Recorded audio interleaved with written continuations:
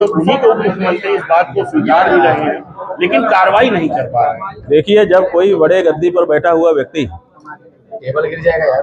अपने से छोटी गद्दी पर बैठे व्यक्ति के द्वारा प्रश्न के घेरे में ला दिया जाता है तो उसके लिए बहुत लज्जा की स्थिति हो जाती है।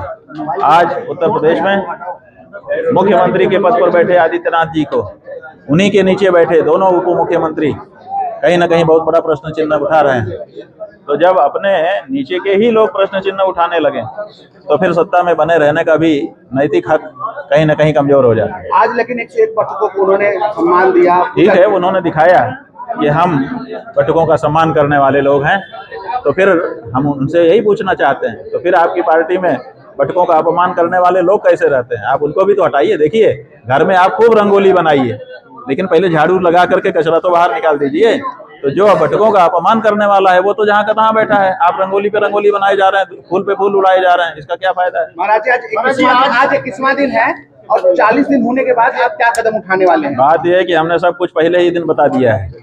20 दिन हो गए प्रतीक्षा करते समय, जो जो कुछ सामने दिखाई दिया उसका विश्लेषण भी हमने सामने रख दिया। अभी तक योगी आदित्यनाथ की ओर से अपने असली हिंदू होने का कोई प्रमाण देते या उसकी तैयारी करते हुए वो दिखाई नहीं दिए हैं। इसलिए ये समय 20 दिन का बीत गया, अगला 10 दिन और आ गया, देखते हैं क्या होता है। तो लखनऊ जाने की बात आप कर रहे थे? हाँ, इसलिए हमने कह दिया कि अब 20 ही दिन बचे हैं, तो जो लोग भी गौ माता के लिए और इस बात के लिए तत्पर हैं उनको अपना कार्यक्रम अब तैयारी करने का शुरू कर देना चाहिए। कितनी संख्या आप सोच रहे हैं कि कितनी संख्या? हम कहते हैं हम तो रहेंगे ही, एक तो पक्का, 0 नहीं रहेगा, एक तो पक्का है। और हम अकेले भी कितने के बराबर होंगे?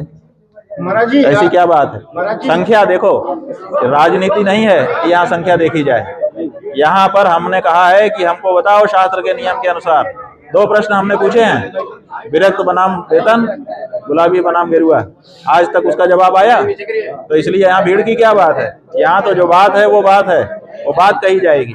महाराज जी, योग गुरु रामदेव ने आपके साथ अभद्रता जो हुई है उसको लेकर के ये कहा है कि संतों को इससे दूरी बना के रखना चाहिए, आपस में मिलकर रहना चाहिए। राजनीति से दूरी रहना। माने किससे मिलकर के रहे हम? कालनेमियों से?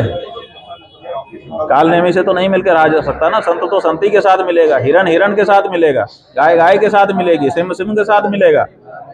इसलिए संत संत के साथ मिलेगा, संत कालनेमी के साथ नहीं मिल सकता। आखिरकार वो जो ढोंगी है, पाखंडी है, छद वेशधारी है,